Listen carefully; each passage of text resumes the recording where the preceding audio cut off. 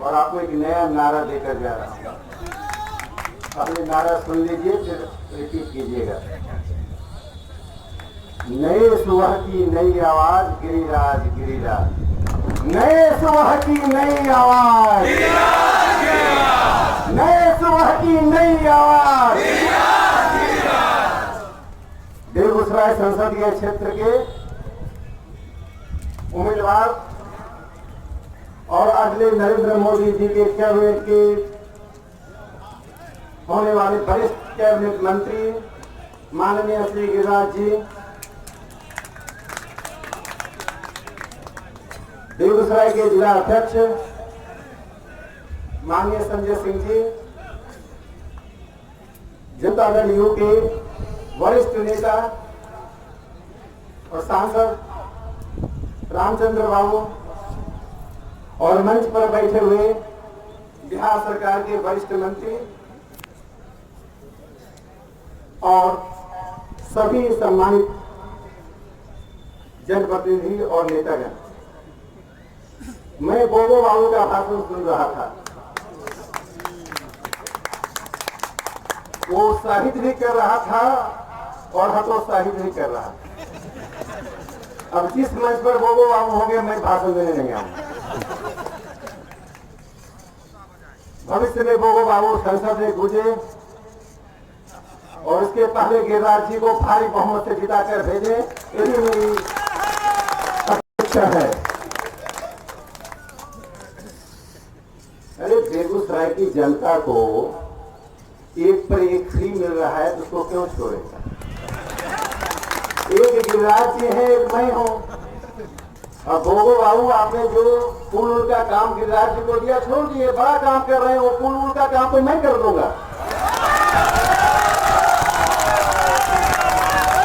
आपको ईमानदारी से कह रहा हूं,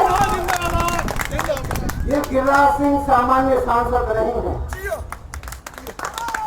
हिंदुस्तान के आजादी के बाद बिहार में जिन नेताओं को पैदा किया है, जिसकी आवाज हिंदुस्तान की सीमा से बाहर भी सुनी जाती है, उसी का नाम है।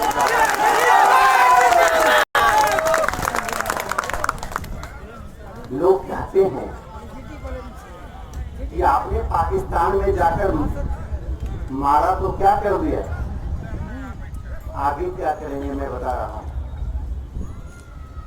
2019 के चुनाव के बाद जब मई के 23 मई को नरेंद्र मोदी जी शपथ लेंगे, उसके बाद दो ही परिणाम होगा। या तो इमरान खान दिल्ली आकर कहेगा कि भारत शरणम गच्छामि, अगर ऐसा नहीं हुआ और पाकिस्तान ने वो हरकत की जिसके कारण हमारे बेगूसराय में एक शहीद बेंजू जी थे,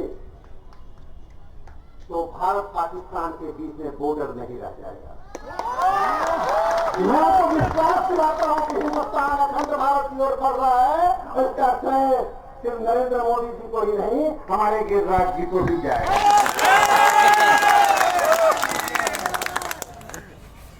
और बोबो बाबू की बात से मैं सहमत हूं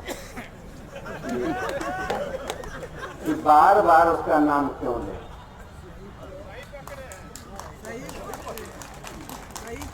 हम सही छोड़ रहे हैं। मैं एक बार जो बोलता हूं दोबारा उसका उपयोग नहीं करता हूं, लेकिन आज बाध्य कर रहे हैं मैं करूं। मैं जब बेगूसराय राज्यसभा सांसद होने के बाद पहली बार आया था तो वो कहानी सुनाया था, फिर सुना दे रहा हूं, क्योंकि रामायण महाभारत को जितनी बार सुने उतना ही अच्छा होगा। महाभारत में एक पात्र था, उस राक्षस का नाम था अंगुष्ठ। उसका साइज इतना छोटा था, उंगली की तरह था। जब पांडवों को वनवास मिला तो एक पांडव को एक प्रतिदिन ड्यूटी मिलती थी, वो देखे रातों जगे और देखे। उस राक्षस ने उनको चिढ़ाना शुरू कर दिया। अब नकुल थे, चिढ़ते गए और राक्षस बड़ा हो गया। सहदेव अगले दिन आए, फिर राक्षस ने चिढ़ाया, फिर अंगुष्ठ राक्षस बड़ा हो गया। यहां तक कि धर्मराज युधिष्ठिर भी चिढ़ गए और अंगुष्ठ राक्षस का साइज विकराल हो गया। अब पांचों पांडवों के बाद अगले दिन भगवान कृष्ण की ड्यूटी थी। राक्षस ने विकराल रूप धारण किया और उनको चिढ़ाना शुरू किया। अब रात को क्या हुआ मैं बाद में बताऊंगा। सुबह जब भगवान कृष्ण आए तो पांडवों ने उनसे मजाक करना शुरू किया, भगवान रात कैसे बीती है। तो भगवान ने रुमाल से निकाल कर उस अंगुष्ठ राक्षस को दिखा दिया। तो पांडवों ने कहा इसका राज क्या है। उन्होंने कहा इससे जितना चिढ़ोगे उतना बड़ा बनेगा, मुस्कुराओगे ये छोटा होता जाएगा। तो मैं तो उसका नाम भी लेना नहीं चाहता, क्योंकि नाम ऐसा है जो भगवान का नाम था, लेकिन कलयुग है। मार्क्सवादी कम्युनिस्ट पार्टी के महासचिव का नाम है सीताराम। काम क्या करते हैं? रावण का। एक का नाम है, अब ले ही लेता हूं, पर कन्हैया। काम क्या कर रहा है? कंस का। तो मैं कहा साक्षात राजनीति में कलयुग आ गया है। मित्रों, हम उसका नाम इसलिए लेते हैं कि वह एक व्यक्ति नहीं, एक विचार है। जिस विचार को लेकर हुर्रियत कश्मीर में, जिस विचार को लेकर अफजल गुरु संसद के भीतर, जिस विचार को लेकर, मेमन को लेकर लोग संसद से लेकर सर्वोच्च न्यायालय का दरवाजा खटखटा रहे थे कि मेमन को फांसी मत दो। सुबह 4 बजे सुबह मेमन जैसे आतंकवादी को फांसी रोकने के लिए लोग जा रहे थे। उसी गैंग का एक सदस्य बेगूसराय आया है।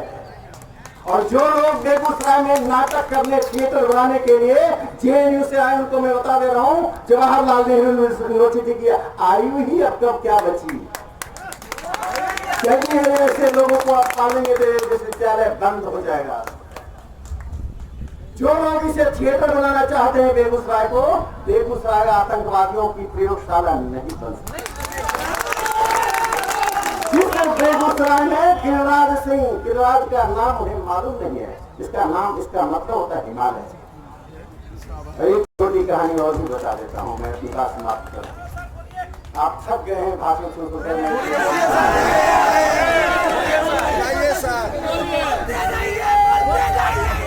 अरे बोबो बाबू नहीं बोलते, मैं बहुत बोलता है।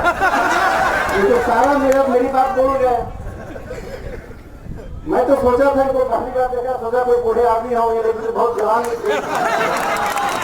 तो मैं इनकी बात बार बार कर रहा हूँ कि इनमें क्षमता है मार्जिन को 4 लाख का अंतर करने की। नहीं हुआ 4 लाख का अंतर तो मैं मानूंगा बोबो बाबू हार गए।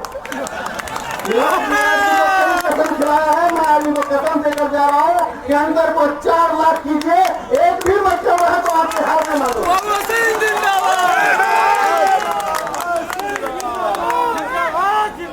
मित्रों, पहली बार हिंदुस्तान में कोई परीक्षा हो रही है जिसमें प्रश्न का उत्तर लोगों को मालूम। ये परीक्षा औपचारिकता हो गई है। कौन बनेगा प्रधानमंत्री? तो सबका उत्तर है नरेंद्र मोदी। कौन बनेगा बेगूसराय का सांसद? सबका उत्तर है गिरिराज सिंह। तो फिर चुनाव क्यों हो रहा है? तो इसका मैं उत्तर बताता हूं। इस चुनाव के बाद 3 महापरिवर्तन होने वाला है। जो लोग नरेंद्र मोदी जी को चोर चोर कहकर घूम रहे हैं, उनको, उनका दिल लेने वाला भी हिंदुस्तान में कोई नहीं बचेगा। जिस कांग्रेस में संपूर्णानंद हुई, जिस कांग्रेस में श्री कृष्ण सिंह हुए, जिस कांग्रेस ने हिंदुस्तान की आजादी की लड़ाई लड़ी, हमारा मतदान कर रहा कांग्रेस से, ये तो उसकी भूमिका थी। मित्रों, राजनीति में यदि हम आए हैं तो अपना धन बढ़ाने के लिए नहीं आए। राजनीति में आए हैं तो हम अपना मान बढ़ाने के लिए नहीं आए हैं। अरे राज्यसभा लोकसभा क्या होता है, 30 सेकंड में छोड़कर बाहर आ जाएंगे, जिसमें जनता का आम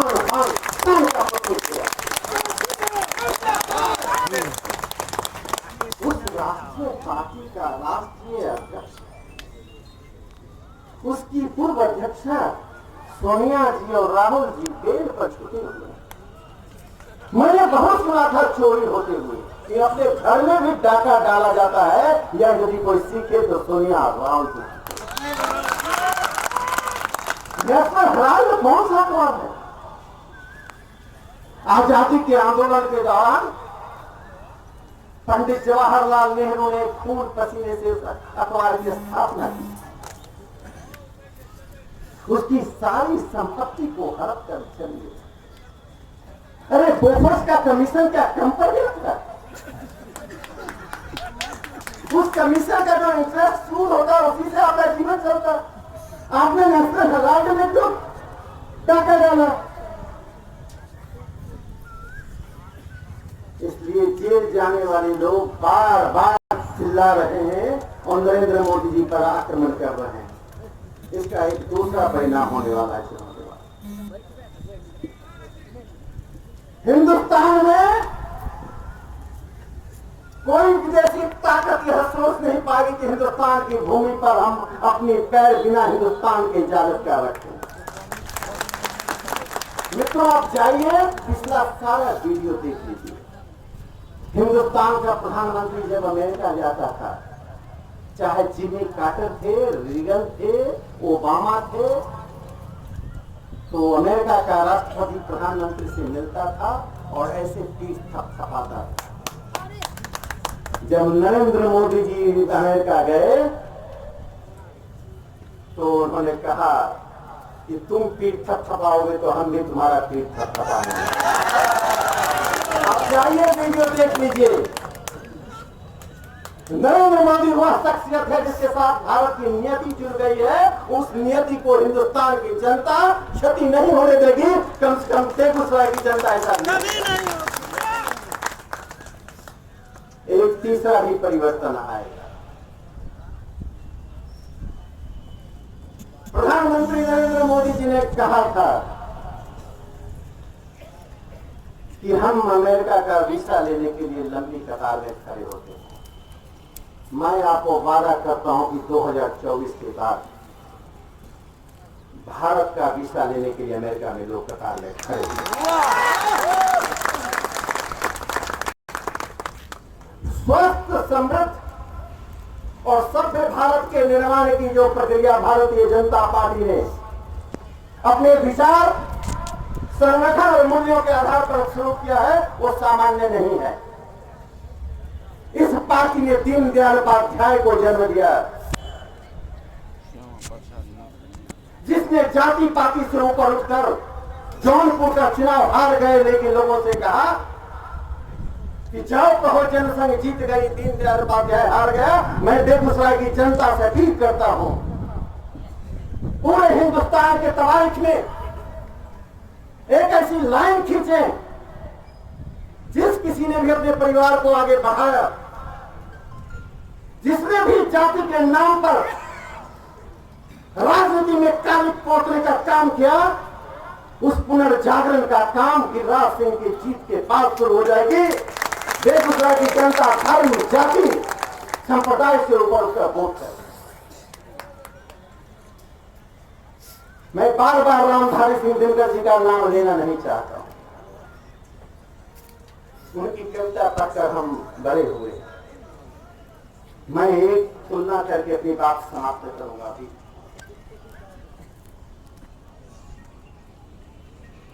बैकुंठ शुक्ल का नाम आपने सुना होगा। 28 साल के इस नौजवान ने राजगुरु और भगत सिंह के मुखबिरी करने वाले फणींद्रनाथ घोष की हत्या करके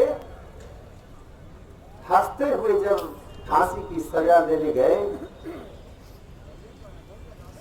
बैकुंठ शुक्ल बिहार के थे। इसी धरती ने बैकुंठ शुक्ल को पैदा किया।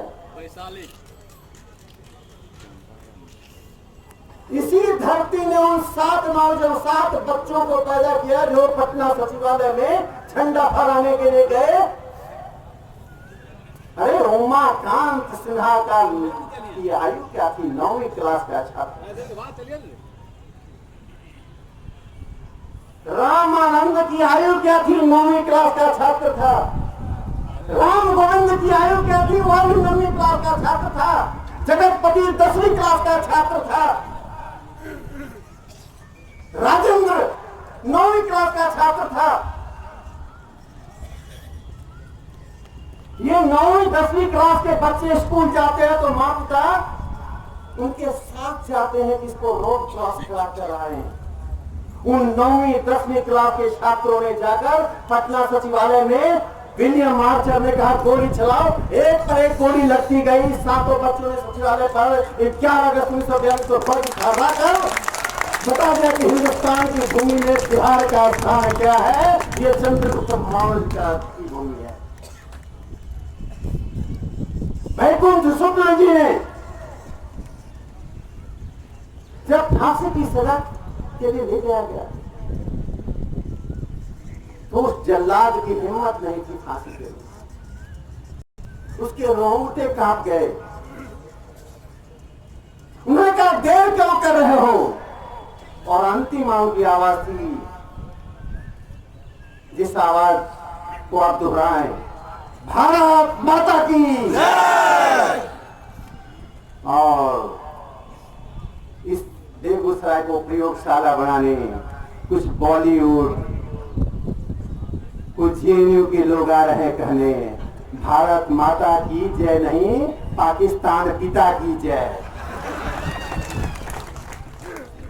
अरे पाकिस्तान परस्त लोगों, अगर हिम्मत है तो राहुल गांधी को चुनौती देकर देखो। अमेठी नहीं, वो 10 जगह से चुनाव लड़ने, वो जितनी जगह से चुनाव लड़ेंगे भारतीय जनता पार्टी को उतना फायदा होगा। जितना भाषण देंगे उतना हमारा वोट बढ़ेगा, हम जानते हैं। लेकिन मैं आपको बताना चाहता हूं वयनाड क्यों गए। मैं एक ऐतिहासिक तथ्य को बोलना चाहता हूं और ऐतिहासिक तथ्य मैं प्रमाण के आधार पर बोलता हूं। मैं एक शिक्षक हूं।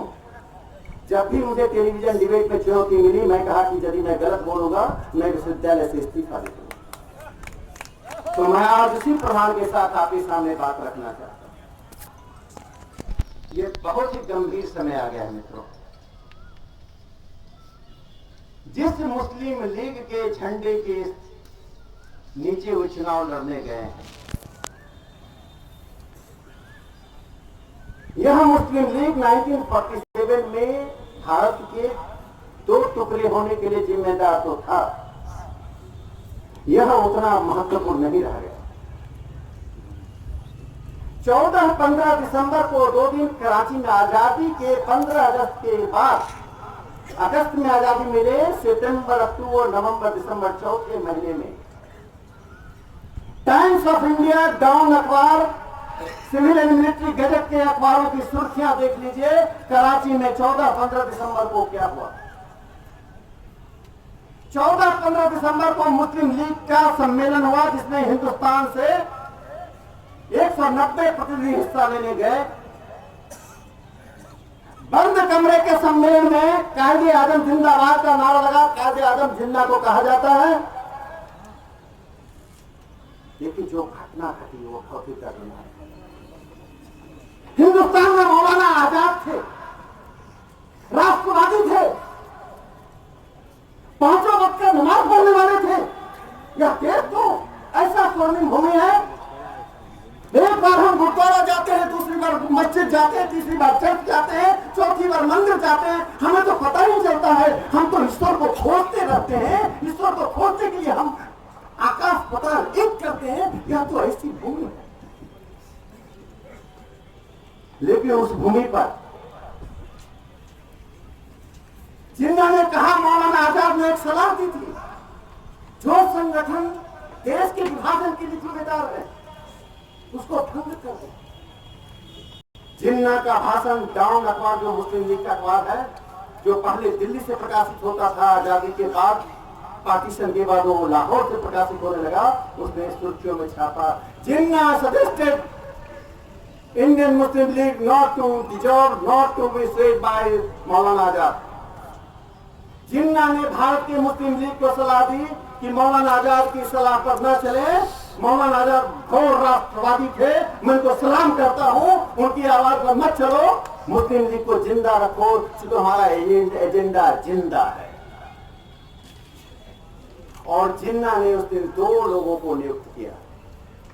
लियाकत को पाकिस्तान मुस्लिम लीग का अध्यक्ष नियुक्त किया और मोहम्मद इस्माइल जो मद्रास मुस्लिम लीग के अध्यक्ष थे, उसके भारत के मुस्लिम लीग का अध्यक्ष नियुक्त किया। वहां से लाहौर से आए और इंडियन यूनियन मुस्लिम लीग, उसी झंडे, जिन्ना ने कहा वही झंडा रखो जो आजादी से पहले का झंडा था। न झंडे में तब्दील हुई, न नाम में तब्दील हुई, न उद्देश्य में तब्दील हुई। केरल के 4 जिलों में जो संगठन प्रासंगिक था, राहुल गांधी ने वहां चुनाव लड़कर हिंदुस्तान में संगठन को प्रासंगिक करके हिंदुस्तान की इतिहास को फिर से 41 से पीछे ले जाने की जो कोशिश कर रहे हैं, उसका पूरा देश जवाब दे। राहुल गांधी अमेठी में भी हारे, कांग्रेस जहां जहां खड़े वहां हारे और भारतीय जनता पार्टी 400 मतों से जीत कर आए। यही चुनाव का संदेश है। राहुल गांधी को मैं चुनौती देता हूं तो कहें मुस्लिम लीग का झंडा बदले। राहुल गांधी को मैं कहना चाहता हूं कि इंडियन यूनियन मुस्लिम लीग के वेबसाइट पर जाए, उसके एजेंडा को देखें, उसके उद्देश्यों को देखें और मुस्लिम लीग को बदल दे। मैं उनको सलाम करूंगा, लेकिन मुस्लिम लीग ने उनको बदल दिया, वे मुस्लिम लीग को नहीं बदल पाए। यह देश का दुर्भाग्य। इस दुर्भाग्य से निपटने के लिए अब 29 तारीख को आप ही जज हैं, आप ही प्रत्याशी हैं, आप ही वकील हैं। सारा फैसला आपको करना है। आप तो अपना मत देंगे ही, दुनिया को ये बता देंगे कि हारे हुए प्रत्याशी की बहुत चर्चा तो होती है, लेकिन जमानत जब्त जिसका होता है उसकी भी बहुत चर्चा होती है। एक का नहीं, दोनों का जमानत जब्त कीजिए। एक के साथ एक यहाँ फ्री है, एक के साथ एक वहाँ फ्री कर दीजिए। जय हिंद। जिंदाबाद जिंदाबाद। भारत